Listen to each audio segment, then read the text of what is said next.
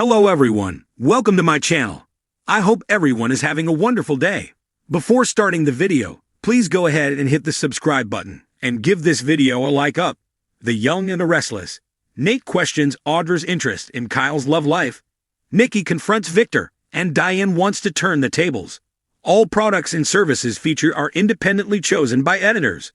However, Soaps.com may receive a commission on orders placed through its retail links, and the retailer may receive certain auditable data for accounting purposes. At the jazz club, Nate guesses Audra enjoyed getting into Kyle's head and teasing him with the hint about her new cosmetics company. He thinks the element of surprise would have been better. Audra wanted Kyle to know she's back, and this was a sneak peek of what's to come. She admits it felt good after the months of having doors slammed in her face, thanks to Kyle. Nate reminds her Victor played a role in that. Audra feels good being back in the game and doesn't see the harm in making Kyle squirm a little. He has no idea what a mistake he made by crossing her. Claire moves to the other side of the table, so Kyle apologizes for snapping at her. He just doesn't want to relive that time in his life. He made choices that weren't easy for him to forgive himself for. He'd like to forget the whole Glissade debacle ever happened. Claire understands, but it doesn't look like Audra's going to let him. At the other table, Audra complains that Nate's being a buzzkill. She should be able to flaunt her success to Kyle. Nate thinks she should be more concerned about this job. She's walking into the lion's den, and Victor Newman is the lion. She insists she can handle what Victor throws at her. Nate says if she was sure about this, she wouldn't have waited to tell him about it. Audra denies she has any doubts. Audra fumes that he will toast her future herself.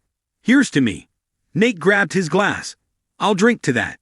Audra vows she'll outmaneuver all the cosmetics companies. Nate has a word of caution. Victor may be using her to get to Jack. She remembers how that played out last time, doesn't she? Audra will make sure she's protected when she signs her contracts. All she cares about is succeeding.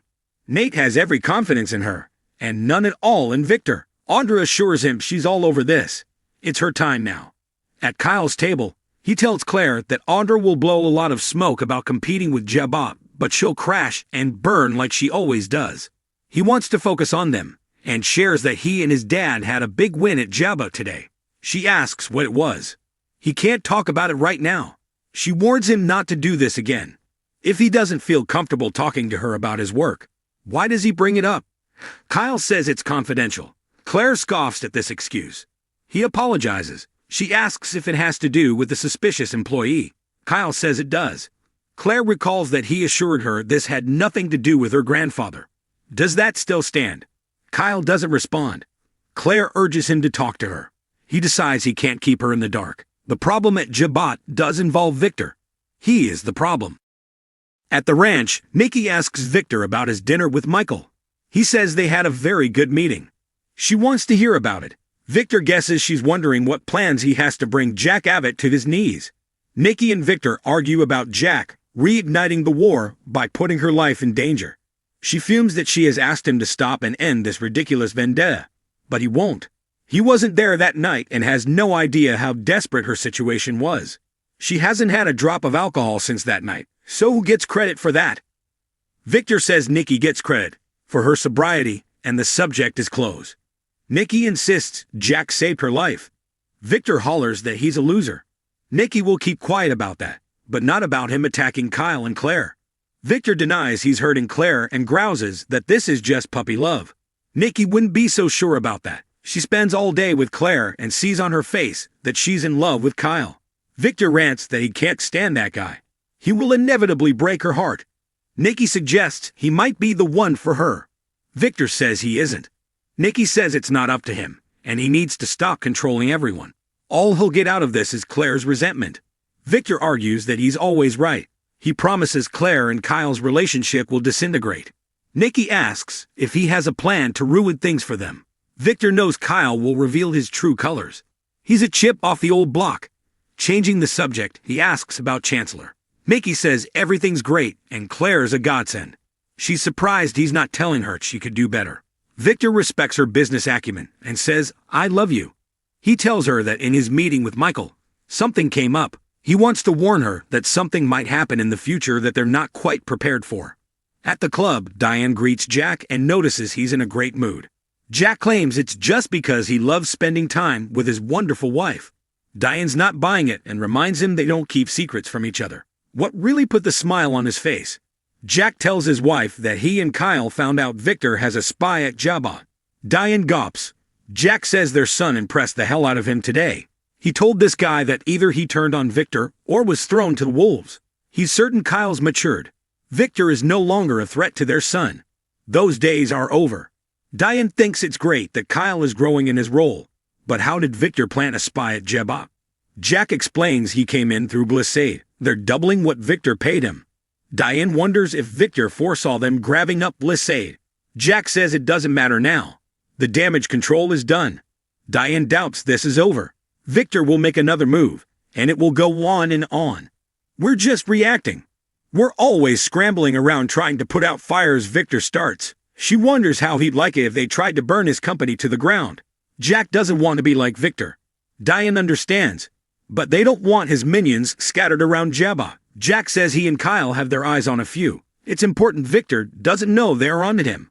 He updates her on needling Victor and Michael earlier and grumbles about Baldwin being Victor's fixer these days. He's been delivering Victor's marching orders to the spies. Diane's appalled. What a snake! She's disappointed in him. Jack warns Diane not to let Michael know how she feels. He's sure things are going to escalate. Kyle and Claire are talking about moving in together, so the stakes are going to go up. Diane is dismayed. She was looking forward to them all being together after the new renovations. Jack warns they'll need their support as they won't get any from Victor. He has a feeling he'll do everything he can to try and ruin this. Diane wishes he would leave them alone. Jack says it won't warm his cold heart, it will only make him angrier. Diane wonders if they'll ever be free of Victor's attacks. Jack guesses it will follow them to their graves, but they beat him today, so should toast to the positives. In the jazz lounge, Kyle swears Claire to secrecy, and then tells her Victor put a corporate spy at Jabba. He paid him to infiltrate their business and send him sensitive information. Claire can't believe it, but Kyle says it's classic Victor. He has proof, and the guy admitted it. Claire asks, why? What's the purpose? Kyle says they're not sure yet. All he knows is that it's to get back at his father. I'm sorry, Claire. This is how her grandfather operates. This is who he is. Claire downs a drink and notes he's been warning her that Victor's a terrible person. This is hard and upsetting to her. Kyle assures her they're dealing with it, so it won't end up being a big thing. He takes her hand and leads her to the dance floor. Across the room, Audra tells Nate she almost feels sorry for Claire. She's staring at Kyle with big trusting doe eyes and hanging on his every word. It's never going to work out with him. Nate asks, why would it matter to you one way or the other? Watching Kyle and Claire dance. Nate says, they look happy to me. Audra muses, we'll see. Nate asks why she's worried about this couple. She's not, it was just an observation. She suggests they dance. Once they're on the floor, Audra shoots a look at Kyle. At the ranch, Victor tells Nikki he's concerned that Aristotle Dumas might be aiming for Chancellor. He asks if there have been new hires or employees asking a lot of questions. She says no, and asks what makes him think he's coming after Chancellor. Victor says, Billy Abbott. He explains that he's been in contact with Dumas, but he can't be interested in his ridiculous startup. Nikki knows Billy would like nothing better than to get his hands back on Chancellor. She wants to tell him they know what he's up to, but Victor warns that would be a mistake. Not now. Nikki can't understand why it's a bad idea to put them on notice. Victor says they haven't made a move yet. Dumas has to be after bigger fish than Billy's media company, and that would be Chancellor.